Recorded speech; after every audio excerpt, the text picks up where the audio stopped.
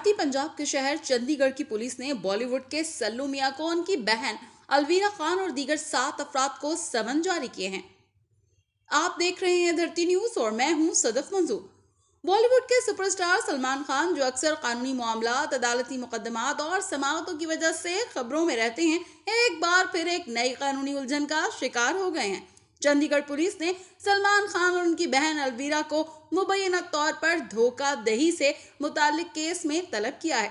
इस केस में सलमान खान, अलवीरा खान और सलमान खान के फलाही इदारे बीइंग ह्यूमन के दीगर 7 अफराद का नाम लिया जा रहा है। भारतीय मीडिया के मुताबिक अरविंद गुप्ता नामी ताजिर ने सलमान खान, उनकी बहन अलवीरा, बीइंग ह्यूमन के सीईओ समेत दीगर ओहदेदारों के खिलाफ धोखाधड़ी का इल्जाम आयद करते हुए शिकायत दर्ज करवाई है। ताजिर ने दावा किया है कि बीइंग ह्यूमन के 2 मुलाजिमों ने उनसे चंडीगढ़ में फ्रेंचाइज खोलने के लिए कहा। मैंने उनकी बात से इत्तेफाक किया। ताजिर ने कहा कि बीइंग ह्यूमन के मुलाजिमीन ने बताया कि शोरूम खोलने में सरमायाकारी की लागत 2 करोड़ रुपए आएगी और उन्होंने ये कहकर भी मुझ पर दबाव डाला कि शोरूम के इफ्तिताह के लिए सलमान खान आएंगे।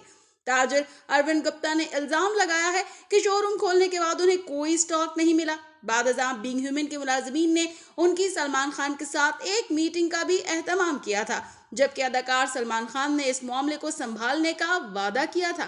तहम शोरूम खुलने के 1.5 साल गुजरने के बाद भी उन्हें कुछ नहीं मिला।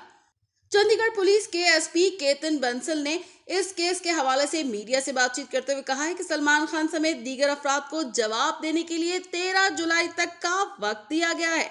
अगर इस मामले में कोई मुजरिमाना सरगर्मी पाई जाती है या कोई मुजरिम हुआ तो उसके खिलाफ कार्रवाई की जाएगी।